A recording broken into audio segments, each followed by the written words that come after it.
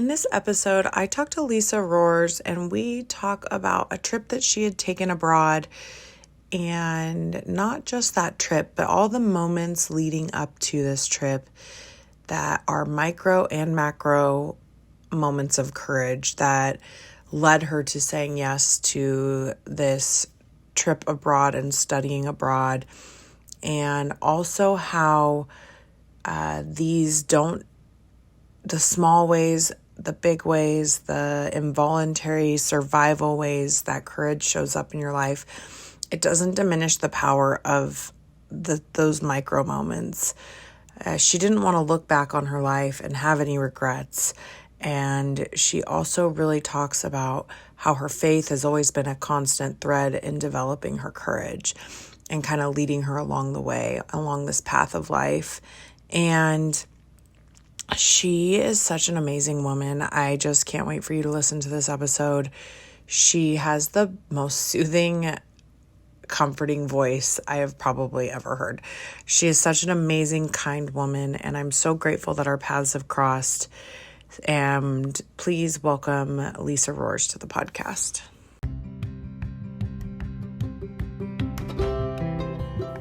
Welcome to the Kindred Journey podcast, the podcast where women share their experiences of stepping into courage when comfort is no longer an option. This is the podcast for connecting in community with women who have been shaped by the liberating to challenging seasons that life endures. I am your host, Leslie. I am a wife, mother, daughter, sister, and friend. I too have experienced these seasons in life, and I want you to know that you are surrounded by a community of courageous, real women here for you. I can't wait to connect, so grab your favorite beverage and join me on this kindred journey. Good morning, Lisa. How are you today? I am great. Thank you. How are you? I'm doing so well. I'm so glad that we finally have the opportunity to connect. Thank you so much for being able to be available this week. And I know it was kind Yeah, of a last minute scheduling, so I do appreciate your time. And absolutely. It's an honor to be on your program, Leslie. oh, thank you so much. And I don't know if I've said this to you or not before, but I feel like I've listened to your podcast and I feel like you have one of the best podcasting voices. It's just so soothing and comforting. And I have really enjoyed listening to your podcast as well. So Oh, I just thank you. wanted to note that. Thank you. I am a huge work in progress. And so, Oh, we it's all funny.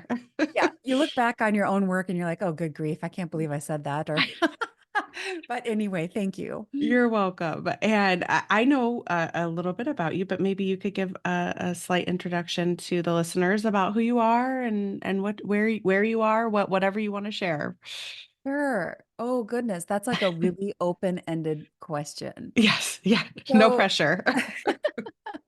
So I am Lisa Roers. I am the honored wife of John Roers. He's actually a one-man band, Johnny Roers, if anybody goes out there and Googles him. He's amazing. And we have an amazing son who's 14. And we live in the Midwest where winter has escaped us this year, which I'm very happy about. It's been a very mild winter, the mildest I can ever remember. Wow. I grew up actually in northern Minnesota, and which you can every once in a while you hear it in my accent, so sorry about that. I love But it. I think it's great. Minnesota. So I grew up north and grew up really, my life was riddled and haunted. I'll say the word haunted by aloneness. So Mm, I did have a brother, but he and I were not close. My mom got sick, really sick when we were young. Our parents divorced when I was around 3. And then with my mom getting sick, I was alone a lot. And I had some abuses and some traumas that were happening. And I tried to reach out to mom. And I think she was just dealing so much with her own healing that she wasn't really there for me. So again, I was alone and having to deal with that issue alone. And that kind of theme kind of permeated all of my life until eventually God brought this amazing guy into my life who turned everything around and gave me a great partner in life. mm, And John is just the most amazing. Anybody who feels that marriage can't be awesome doesn't know that it can be.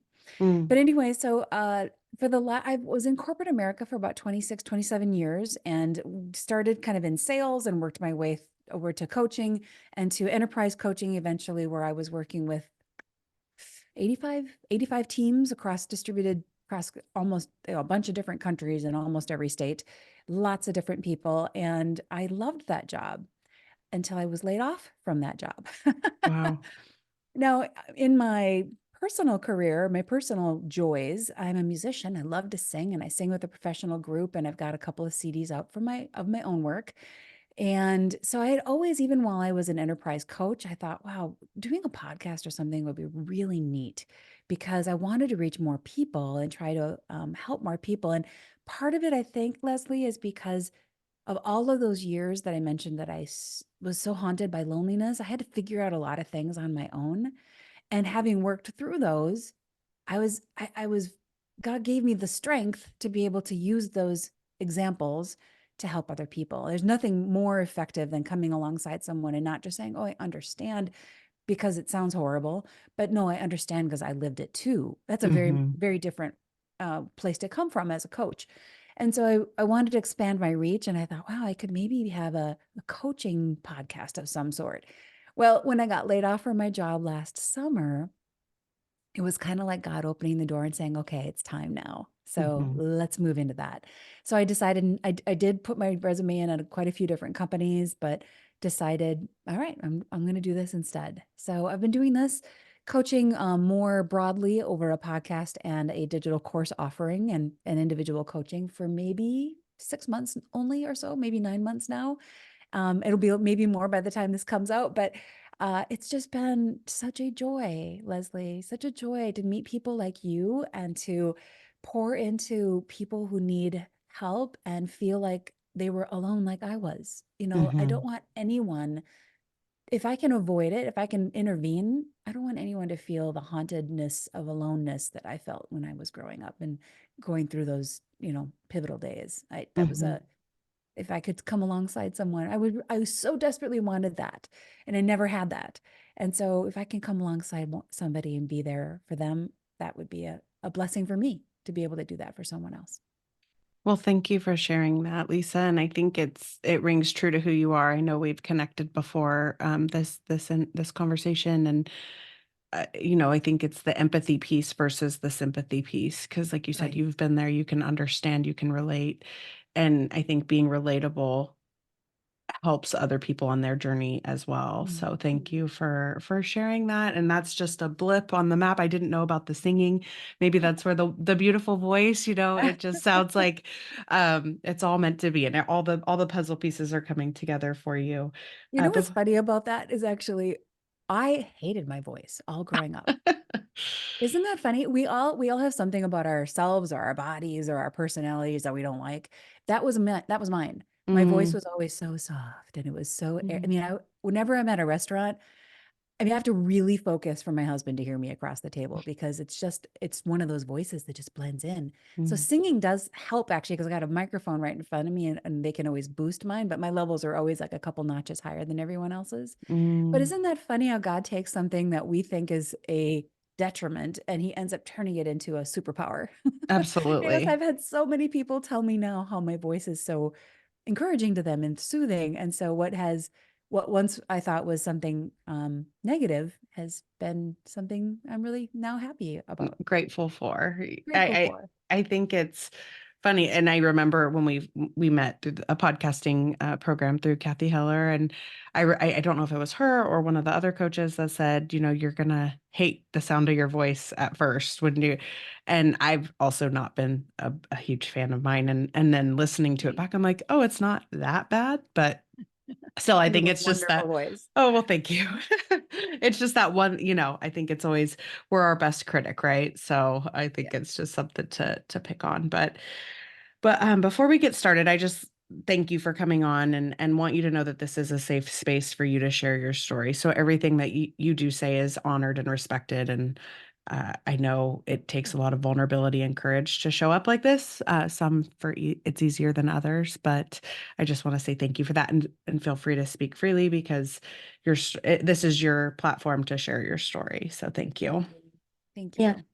And yeah, but I guess we've kind of touched on a few areas, but I'm excited to see where this conversation goes. Is there a moment or a season in your life where you have stepped into courage when comfort was no longer an option? Oh, that's a really good question there, Leslie. You know, I mentioned to you before we started recording that I was really grateful you gave me that was kind of the topic for today, so I could think about it a little bit ahead of time. And I did sit and think just a little bit about wow. And it's an exercise that I think I would encourage your listeners to do. Stop and think for a moment about all the things in your life that you stepped into that you think was think that you thought was a courageous moment. Mm-hmm. Because there are a lot of them. When I started thinking about it, I was like, oh my goodness, I could talk about this or I could talk about that, or all the Right. different things.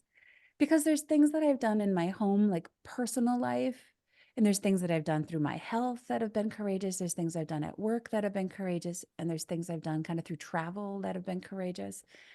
And I think, there's a couple of quotes that I have that I just love about courage. One is that, I think, who was this one by? I think it was by Franklin Roosevelt, who said, courage is not the absence of fear, but rather the assessment that something else is more important than fear. Mm. And I've thought about that so many times. And the second one is really from my faith, in that, and this comes from Genesis 50:20, and it's when Joseph is talking to his brothers. And for those of you who don't know the story, Joseph was one of many. He had many siblings in his family, and his brothers did some awful things to him. I mean, if you ever felt like your siblings were not so nice to you, Right. look up Joseph's story. But goodness, he, so finally it comes to a head, and his brothers are kind of coming to them in a vulnerable state. And Joseph turns to them and says, you intended to harm me, but God intended it all for good. Mm. He brought me now to this position so I could save the lives of many people. Now, I'm not necessarily saving the lives of many people. I'm not just saying that, but I'm saying that scripture has come back to me over and over again since I was a little girl dealing with trauma. And I remember sitting on the side of my bed, actually on the floor, leaning against my bed in my room. I can picture it so clearly. And I remember sitting there and sobbing and praying, because kind of God was kind of all I had. Mm.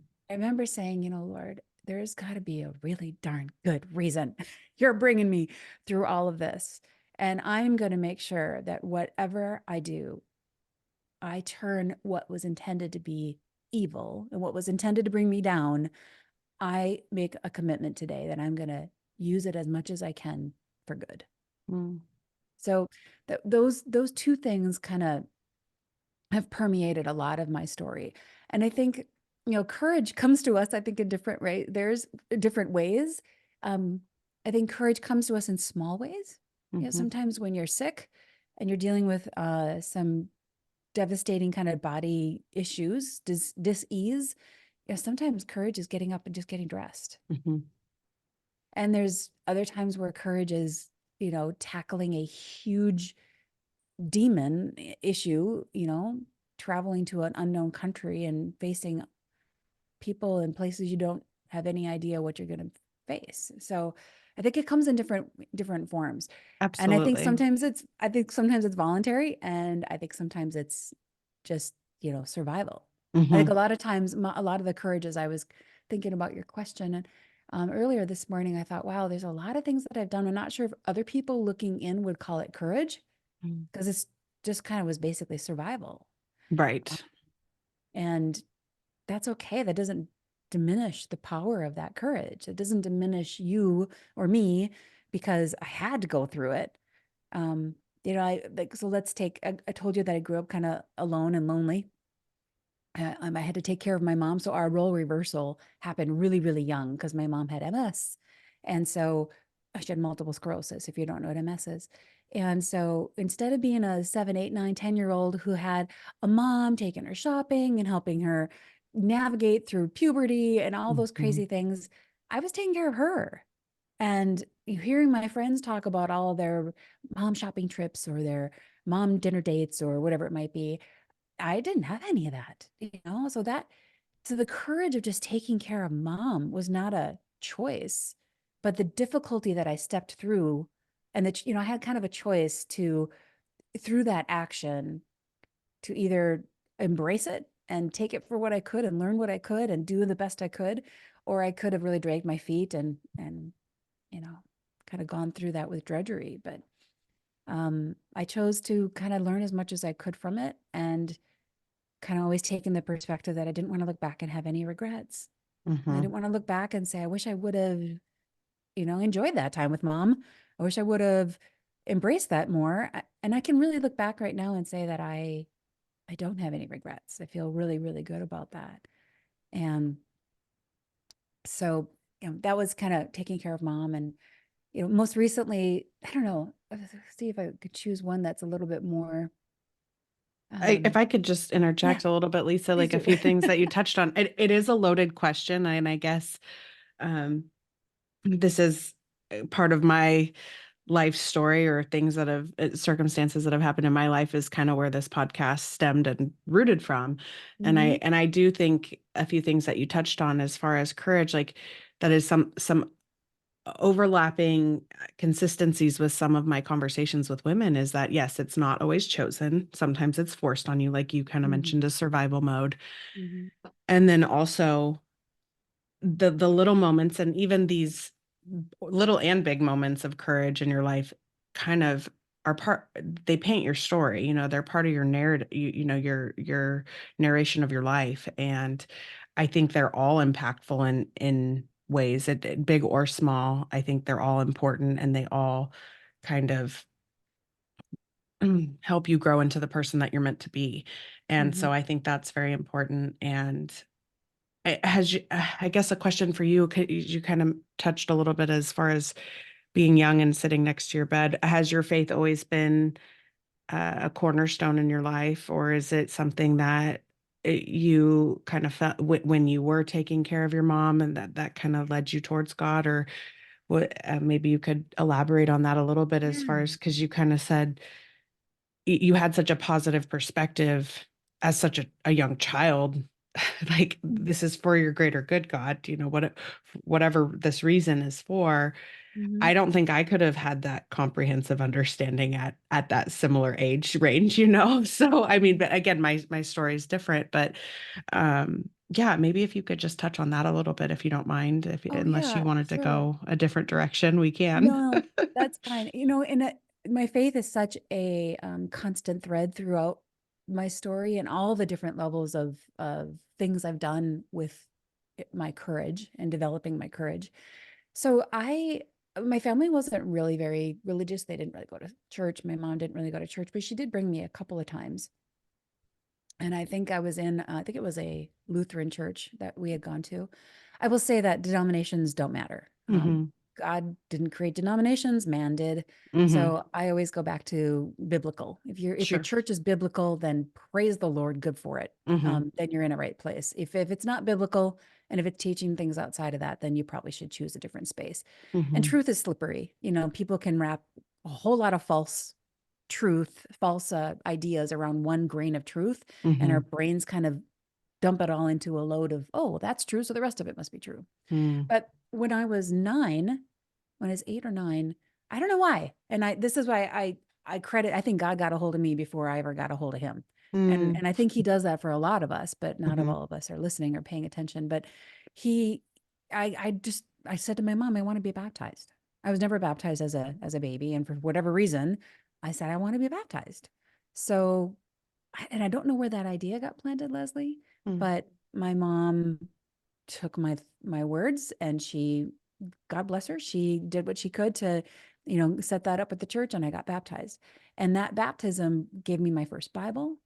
That baptism kind of was an introduction. And I wish I could say that from then on out, my relationship with God was amazing. And no, I went through lots of courage building moments of Hmm. where I wasn't relying on God. And we'll find that when we rely only on our own strength, which is very limited, we will find that through things that are really difficult, dealing with my trauma, dealing with the abuse that I had as a child, dealing with the abandonment as a child. When I was alone, stuck in Europe all by myself in a train car with three other men who didn't speak my language, and I was literally traumatized. There's nobody else to go to in those moments except for God.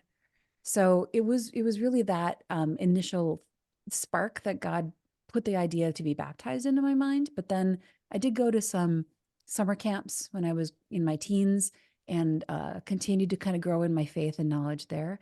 But quite frankly, it wasn't until a couple decades later when I had an opportunity to go to Israel. And when I walked on the streets and I saw the stones and I saw the buildings that are talked about so much in the Bible, where the word of God really came alive for me in a way it Mhm. never had before. And so since that point, I would say my faith has been much, much more on track. Mhm. It's a journey. Everyone is kind of on a journey when they're in faith. Well, in life and or in In faith. life. Right. Yeah. So so yeah, that's one of those too, though. The travel to Spain, I chose to do a semester abroad in Spain during college, and I went because I thought it'd be fun. And I'd only had one semester of Spanish. So I could I had like the 20 or 50 maybe Highlights. vocabulary words, right? I remember sitting in the cab on the way to my hostel, the place I was staying at, the family that I was staying with. I couldn't understand a word of what this guy was saying. And just to give you an idea, my cab ride on the way to from the airport to my house when I first got there was 3 times the price of my cab ride going from my house back to the airport. Because by the time I You left knew. Spain, I knew where they were going. And I was like, you're going the wrong way, you Right. know? So they knew how to take advantage of the newbies. But anyway, yeah, that was a really big choosing courage over anything else Mhm. because I went, they told me I could take courses in English. But by the time they got to my last name, the way the letter of my last name, all those English courses were full. Mm, So I had 5 courses, all in Spanish.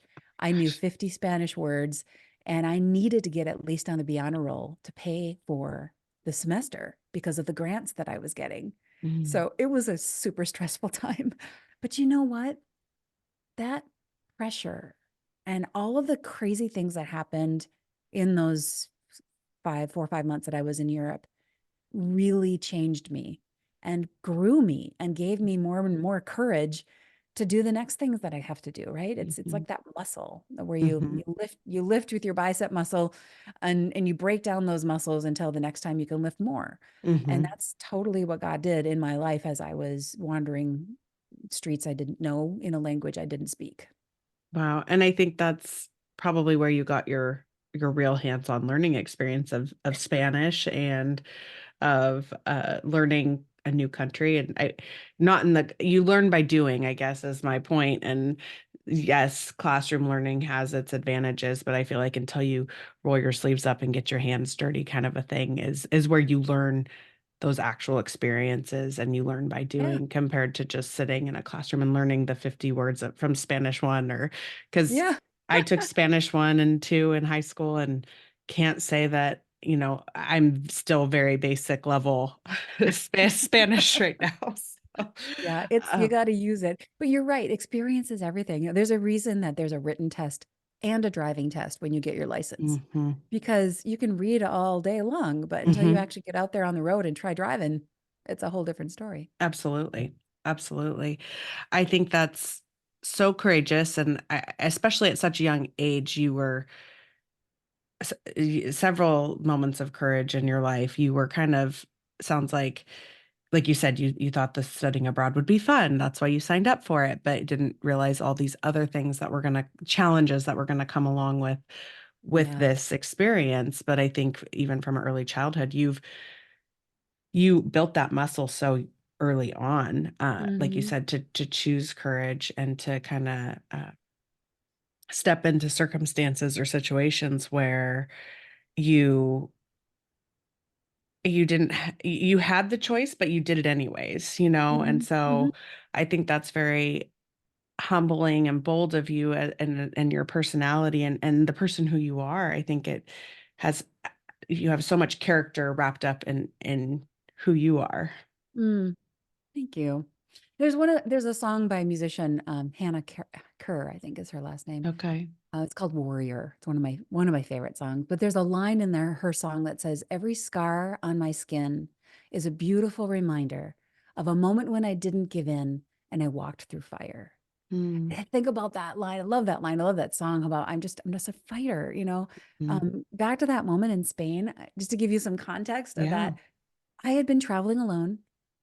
I was on my own, traveling by myself through France and different spaces of Europe over there on that western side of Europe. And I was sitting, I got into France, and the entire day was downpour raining. Like it was so raining, and I had no money. So everything I did was just walking. But I couldn't walk around the city when it was just pouring rain. And I was only there for one day. I would kind of take the overnight train, and then I would explore the city, and then I would take an overnight train because that way I didn't have to pay for a hotel or hostel. So it kind of Mm. saved me money. And I would get a loaf of bread and some fruit, maybe a little small little, they had these little small little bottles of wine or water. I could, that's what I had. That was my sustenance. And I would just walk and walk and walk. But this day was pouring rain. So I ran from the train station to this little cafe and tried to look around a little bit. Decided it was just not worth it to look around the cafe or the museum that was nearby or anything. It was just so miserably raining and cold that day. So I went back to the train station, decided I'm just going to hang out, write in my journal, and read my books until the train, and we'll call it good. I was sitting at the little coffee bar, and I heard these two guys start fighting. One is on my left, one's on my right. I mean, their voices are getting heated. Mm-hmm. And and the level of volume is raising, and we're the only ones really in the bar. The place is pretty small and pretty quiet. The bartender reaches over and grabs me, pulls me over the bar, behind the bar, and the two guys start fighting and going at it, like fist fighting. Like, of course, I couldn't understand what they were saying, so I had no idea that this Right. was heating up like this. But it was so traumatic as a young gal. I was maybe 21, 22-ish. And the bartender kind of explained to me as best as he could what was happening, and he had just saved me from being in the middle of it. So thank you, Lord. So I went outside and I sat on the or what do you call it, the area where the trains come in, and I just remember I was in tears and kind of wrote in my journal and was very suspicious of anybody and everyone around me. I was very scared, and then I thought, okay, finally the train came. And I walked onto the train into the sleeper car, and there were three men sleeping up top bunk, lower bunk, and lower bunk, and mine was the upper bunk. And there were three men from another country all laying there in their underwear Mm. after this huge dramatic thing. And I'm like, oh Lord, please. So I climbed into my bunk, pulled the covers over me, and I just prayed. But what a terrifying experience, you know? Mm-hmm. So but so I could have in that moment, the next day, I could have gotten on a train and just head home. I could have Mm-hmm. just kept on, but I didn't. I just pressed on. I pressed on, that courage to just press through it because I didn't want to give up. Mm. There's too much else. There was more at stake than just the fear of a bad experience. And I was okay. It was kind of traumatic, but I was okay. I didn't get hurt. Everything was fine. So those are the moments where I think, okay, there's the scar. It was a little bit traumatic, but I lived through it and I didn't give up. And I was so glad I didn't, because I got to see so many other amazing places in and around Spain and Europe, and Spain and France and Germany. It was just really the most amazing experience of my life. But that one particular night left a couple mental scars. Sure. And you were fine. That they didn't bother you. They didn't. It It's was nothing about me. They were having a, right. a riff amongst themselves, and Or I I mean, was in just the sleeper car, that was nope. not, they You know what? didn't They didn't bother even the guys didn't even wake up. They they were still sleeping. They didn't even. I don't even think I said a word to them. And if I had, I wouldn't have even known what it was because not I didn't speak the language. So Right. yeah. Well, and I think that's something you said there was more at stake than a traumatic experience. You had to push through. And like you said, the experience that you had was seeing Spain and touring all these beautiful places. And I think when we are in the moments, you could have chosen to, you're like, that's it, I'm done. I could have come home Yeah, and could have. been safe. And I think when we push through those fear-based thoughts of what could happen, Hmm. what's the best that could happen versus what's the worst that could happen. And I think fear gets in our way of choosing courage sometimes because we want to feel safe or know what's within our control or there's a lot of reasons. But I think fear can misjudge or misconstrue our judgment on what we're really capable of and what we can really push forward and do. And like you said, nothing happened. They didn't wake up, but it was in your mind after that bar experience, Mm-hmm. that, and that wasn't even about you either, but you made your fear muscle, or your trying to protect yourself muscle, made it about you, Mm-hmm. and then made this next experience of getting in the sleeper car, like, okay, what, like the worst that could happen was going through your mind because of what you Right. just experienced, even though it had Exactly. nothing to do with you. You were just in the wrong place at the wrong time, but that bartender helped, pull you over the bar. Anyways, Yeah, my point is that like we can get into our own head sometimes and make a scenario about totally. nothing Yeah, and totally. turn it into something. Exactly. So here's the deal. Fear is there for a reason. I mean, you and I are here because our forefathers, our Hmm. grandparents, and their grandparents all took heed on their fear and they survived. They survived long Hmm. enough to reproduce and have us. And here we are, right? Right, right. So fear is really a sustaining thing. We need to take heed. We need to be aware of it. But I think to your point, we have to be cautious not to let it stop us. Hmm. Being When you feel fearful, that's a great thing to have. So great. Use that fear to heighten all of your senses so you can stay safe, but then still step forward. Hmm. And if you are safe, there's so many things I think we're fearful of, like starting this podcast. I was pretty fearful of starting a podcast. Was I going to die? Was I going to die because I got on a microphone and started speaking into a Right. podcast? No. Right. So that was a unfounded fear, right? So there's some of the fears that stop us from enjoying and learning the most amazing things in life because we think it's a survival thing. So Hmm. ask yourself, well, I'm afraid to do that. Why, are you going to die? No. Okay. The worst case scenario, if the worst case scenario is you're not going to die, then press forward. You Right. know, if you can handle the worst case scenario. If the worst case scenario is you might die doing that, then you might want to choose a different path. Right. Right. Because that's a good fear. And it That's is. one of the reasons I won't jump out of a perfectly good moving plane. Like Anyway. my husband is a smoke jumper for Oh, wildland fires. So right. he jumps out of airplanes to put fires out, a perfectly good plane. So I'm like, what? But he's I doing it at least for a good reason because for a purpose. Yeah. yes, he's got that courage that he's feeling something is more important and that's saving lives. That's pretty Right. awesome. But to Well, perfectly jump yeah. out of a plane for no good reason, I think it's not It's worth still a it. perfectly good plane. I mean, I'm like, what do you do? I did skydive once in my life, and I'm like, I'm good. I don't Yeah. need to see the curvature of the earth ever again like that. Oh I'm my like, gosh. I'm good. Oh, So but anyway. back to the point about the whole Spain thing, the thing that I was so looking forward to that I'm really glad I didn't miss is not the most important thing that happened from that trip and pushing through that fear. Hmm. Now, decades later, I appreciate that trip not because I got to see Germany and Spain and parts of France, but because I look back on that experience all the time and say, wow, Lisa, if you did that all by yourself, then you can do this. Hmm. So, the most important element of stepping out of that comfort zone was courage and Hmm. building strength and courage so I could do other things that God wants me to do in this world. Mm. I think that's really beautiful. I Yeah. love that. I think that's so important to take with you moving forward, and to know that you can do hard things. And I think, Hmm. like you said, to kind of evaluate that fear. And like you said, if the fear wasn't there, we wouldn't be here today because it is a survival mechanism. It affects us in different ways today than it did our ancestors. Like Right. the likes on social media or whatever, the fear, oh, am I going to publish on this post or this podcast episode or whatever it might be, like, and it is, like you said, to protect us, but like you said, if it's not going to kill you, then push forward.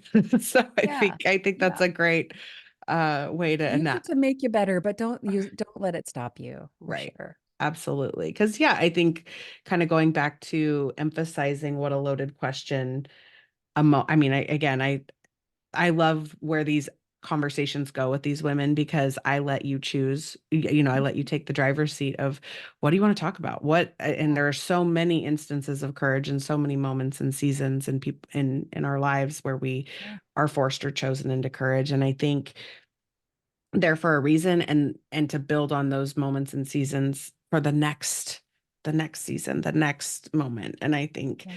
like you said something so beautifully, and I'm gonna try and not mess this up, but that experience in Spain and Germany and France was for you to work through God in other ways in your life and moving forward. So I Mhm. think that was Mhm. that was such a beautiful Yeah, no, it's funny because statement. I had like 12, 15 different ideas and I did not expect I was going to choose that one, but oh well. Conversation goes where That's it's going to okay. go. Yeah. Exactly. No, and I love it because I've been to Canada and Mexico. Like I'm not very well versed in travel. Like some of my sisters have definitely traveled more than I have. And it's exciting to hear those. And it makes you feel like, especially as Americans, I feel like we're, correct me if I'm wrong here, but kind of in our own heads about like there's a whole nother world out there that we don't even realize Right. that is out there, that or that exists, or people do things differently because we're just kind of in our little American bubble. Or at least, like, for me, I've been, like I said, to the two countries that touch America. So Hmm. Hmm. not well versed in traveling, but Yeah. That would is love so to have that true. experience one day. But like and we're constantly thinking about like we're kind of egotistical, I guess, in the sense of like thinking about ourselves when there's so many other humans on this planet Yeah. and they're not thinking about us. Like we're just, and how much time we spend thinking about, oh, if I do this, or the fear of, oh, well, if I do this, what are people going to think? Nobody's going to care. Like it's only you that is Yeah. building, Everybody's too worried about what you're going to think of them. Right. Right, So, yeah. exactly. So I just find it so fascinating as humans. Like we spend all this time criticizing or concerned in our heads about this outcome that like kind of how the outcome that you were thinking of getting in your sleeper car, it's like Hmm. this is gonna go, but it's like it's not even about you at the end of the day, No. realistically. So it's kind of Yeah. ironic that we spend so much time. I was actually in a counseling appointment last week, and I was like, am I the most selfish, unselfish person that I think? Like, so we were talking about, because I feel like I'm very giving and nurturing and all these things. And then I was kind of building again a narrative in my head about this scenario that didn't even I wasn't even in that Yeah. situation or circumstance. And it was like, so here I am thinking about myself this whole time, and it's not even about me. So it's like, Yeah. am I the most selfish, unselfish person out there? So, anyways, I just think it's funny how where our brain goes and where our head goes, and it is a protective, Mhm. a mechanism of security and safety. But I think once we kind of tame that muscle of, okay, fear, I hear you. Thank you for trying to keep me safe, but I'm going to Right. push forward with this, or really have a conversation with it almost. And Yeah. maybe just kind of like, thank you for trying to keep me safe, but I know what I'm doing and I know what I'm experiencing. So thank you for that. And just acknowledging that, and maybe name it to tame it, kind of a thing, and then move Totally. on. And that Yeah, kind of, exactly. so. Yeah. And your comment, I was actually just talking to my husband the other day about this, but your comment about how traveling to another country kind of gives you a different perspective. But I was talking to my husband and saying, how this little bubble that we live in, the three of us, my husband, my son, and I, is different than the bubble that someone living in right across the street Hmm. or That's down the true. road. I don't wake up with a husband yelling at me or kids fighting. I don't wake up with um, cancer on my mind constantly. I don't wake up with fill in the blank, whatever it might be. There's so many other stories going on around us that we Hmm. often forget about. To your point about going to Spain, I'll tell you what was most impactful about just that mind shift is seeing from the Europeans' perspective, what Americans look like. I Mm. saw a lot of ugly Americans, Americans demanding ice, and Americans, big, fat, overly heavy, obese Americans arguing with the train guy because he didn't get two seats. It's like, dude, how about lose some weight? It's like just or dude, you're in whatever country, you're not going to necessarily have ice. Don't get upset about it. So just like this perspective is like, oh, if that's what Europeans are seeing as Americans, I can understand why they paint a picture of who Americans are. Everybody forgets that when you're traveling, you are representing more than just you. I mean, you're not Hmm. just there sightseeing. Your behavior impacts how someone judges your whole state or your whole country sometimes. Mm-hmm. And there's tons of little bubbles all around us in your own city, in your own state, and all around the world. Every family's got their own reality they're living. And I just think it's to pause and to consider where you're at and this other person who's yelling at you, maybe, well, what kind of bubble are they moving through today? Mm-hmm. How did they wake up? Maybe they didn't get any sleep because they were taking care of a sick one, or maybe they're the sick one. Or, I mean, it's just all these different empathy elements that come into really understanding what else is going on in our life. Mm-hmm. And like to your point, we often just stay focused on our own self and we don't consider, wow, maybe that person's going through a hard time and I need to lighten up and understand, give them the benefit of the doubt and say maybe they're Right. just having a bad day because that doesn't seem like a normal reaction. Right. And I think you're so right to that. And even in our own bubbles, like not even going to another country, but going out to a restaurant and watching how somebody can treat a waiter or Yes. waitress or something. And Yes. I've been there. I've been a waiter. I've been a waitress. So it's like, Mhm. I like just being kind, I think is what it comes down to too, and considerate. Yeah. And so just kind of to touch on that, like I've seen how other people will have an entitlement about them.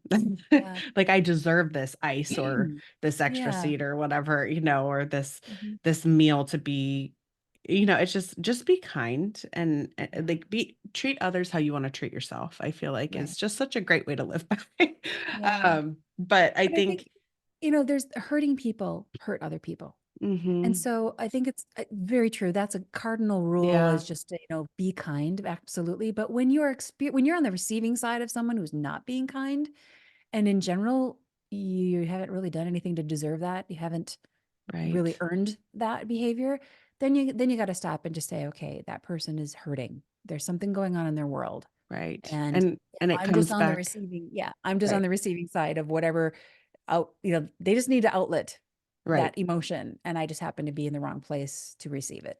Absolutely. And I think it comes back to it's not about you. And I think Right.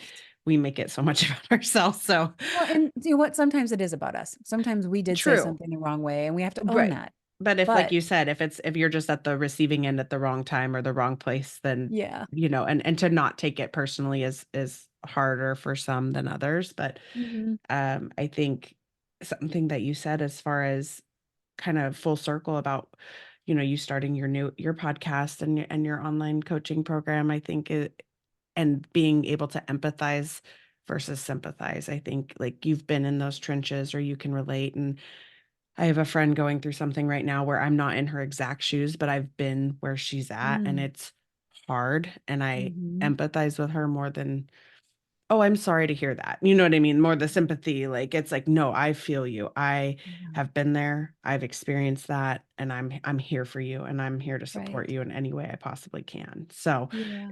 I think that shows a lot about your character and a lot about who you are, Lisa. And I think Mm. that what you're doing is so wonderful. Thank you. I hope my greatest joy and my greatest blessing would be, not that I have a million followers, not that I have 5 million followers, but that I just help one or two people. And if Hmm. that's all that, if that's the only reason I'm doing what I'm doing is because I get half a dozen people get benefit from it and can turn their life around or a piece of their life around, or can find hope and encouragement in a moment where they're really at their low, that would be enough for me as long as I can pay my bills. Absolutely. Well, and that's, I think, what matters. I think we get so wrapped up in, the social media, just like you said, the followers or the likes. And I think Hmm. it comes down to really truly impacting a life because Yeah, that's like, I think it's about depth versus it's quantity versus quality, right? And I think the depth is what matters versus the surface layer of the masses, and I think, true. like you said, impacting that one or two people's lives. And I feel like that, especially starting a podcast and being on the news side and seeing people, who we were coached by Kathy I Heller, who has know. how many downloads and all the, Millions and and it's, millions. yeah. Yeah. And it's like, but she It's a was little here. daunting. It is daunting, but she was here too. And, to not maybe have the review, get the reviews or get the comments or whatever. And it's like, but I've had people directly reach out to me saying, keep what you're doing. I've Yeah. enjoyed listening to so-and-so's episode and this episode, and I learned Good. this from that. So it's just nice to have that direct correlation. Like people are texting me or calling me Nice. saying this versus the likes and the reviews and all, so and I enjoy doing it. I enjoyed this sitting here with you and having this conversation. So I Mhm. think what makes you feel good versus, and I think, what does your version of success, or what does your version of having a podcast look like? Because it's different for Mhm. everybody. Like you said, some people want to reach the masses and some people just want to change a life or two. And that is good enough. And that is okay. Yeah. Well, yeah. And with that said, I wouldn't mind having 5 million downloads. Right, right. On I'd the be other okay note. if everybody on your show here went out and reviewed my podcast. I wouldn't be arguing with that. Right. And But I in the same think respect, it's not about that, right? That's what you're saying. exactly. But I mean, it's helpful. And like it says, it helps us reach more people. Again, this world is full of algorithms that I don't even want to attempt to understand. It's- Agreed. but I as can long barely as spell algorithm, let right. alone figure out how How it it works. works. Yeah, Yeah. exactly. Oh man, Lisa, well, thank you so much. This has been such a wonderful conversation. I've enjoyed our time together. And maybe as we wrap up, hindsight 2020, looking back, kind of, I know we've dabbled in a few moments and seasons, but maybe your trip abroad. Mhm. What would you tell yourself, knowing what you know now, about that moment, that season, whatever you feel like sharing? I think you've already kind of shared a few wonderful things from learning experiences, but what would There's a you have couple told of your them. old self? Yeah, there's a couple of them. I would tell myself to be much more patient, to Mm, not worry about having it all figured out, and to I was always so worried about what my purpose in life was. That was the mm, question that always haunted me. And I would tell myself to live your day, live your best day every day. That's your purpose, and that's all you need to focus on right now. And God will reveal the path when it's ready, when you're ready. And to be more patient, to not only be patient on what my purpose is in life, but to be patient for the right man to come into my life. mm, Because I tell you what, if I had known what God had waiting for me, I would have been a lot more patient. right. So sometimes it's just, acknowledging and being okay with, what if you never get married? Okay, great. If you can be okay with that, trust me, you would rather be never married and never have children than be stuck in a marriage that is there with the wrong guy, that isn't valid, that your values don't line up.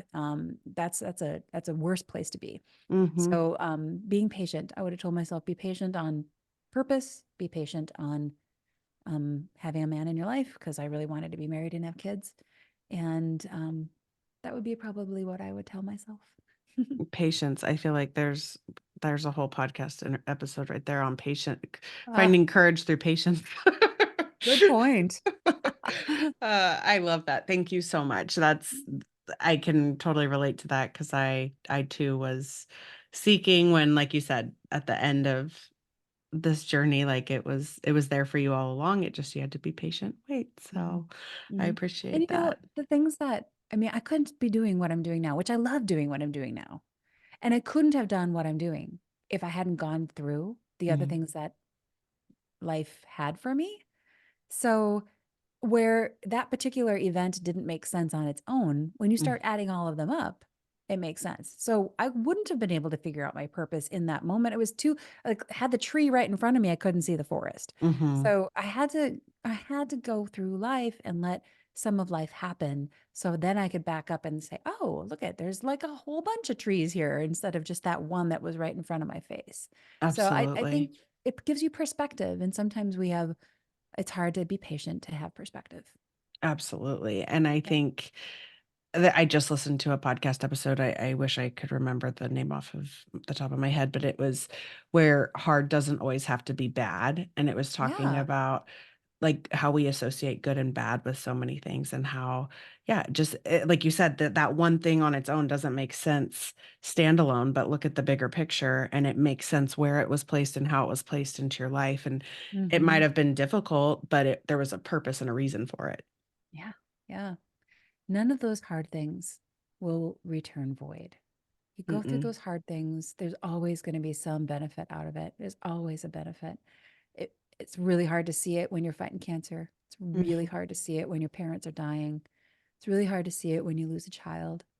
But I'll tell you what, I have, it's one of the things of all the people I've interviewed, I hear over and over and over again.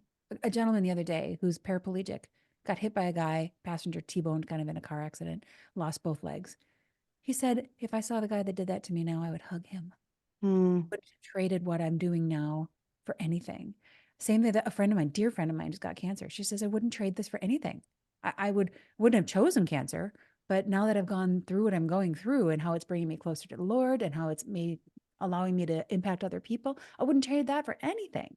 So, and as hard as it is, mhm. for any of your listeners out there, the courage is really needed, and you'll get through this just like Mhm. everything else. You are a survivor, you're resilient, you'll make it.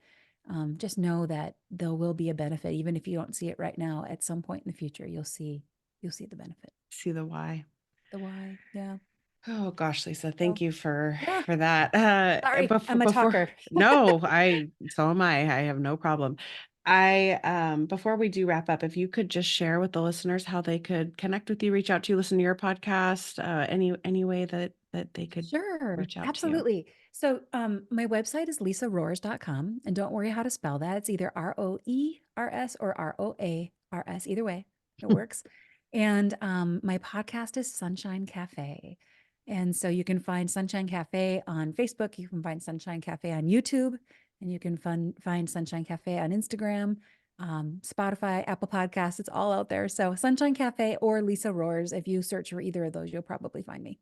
Fantastic. Well, thank you so much, Lisa, for being here with me today. And I enjoyed this conversation so much. And I Thank hope you have a you. blessed day. Thank you. You too. Thank you for joining me and listening to the Kindred Journey podcast.